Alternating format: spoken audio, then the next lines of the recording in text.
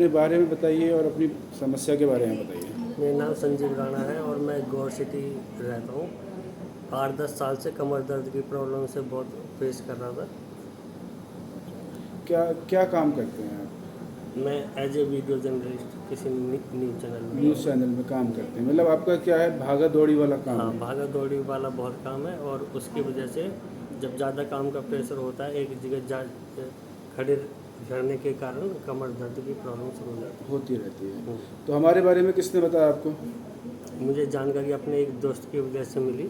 हम्म। उसके बाद फिर मैं आपके पास मतलब आया। आप ही के साथ काम करते हैं? हाँ, मेरे साथ। तो अभी जो एक ट्रीटमेंट आपका हुआ है उसके बाद कैसा फील हो रहा है अभी आपको? इस ट्रीटमेंट के बाद अच्छा फील हो रहा है और परसेंटेज में बताइए, 10, 15, 5, 20? परसेंटेज में 60% तक आराम लग रहा है। 60% हाँ, आपको आराम है। जिस फेस में मैं आया था हम्म। उससे 60% तक आराम है। ठीक है।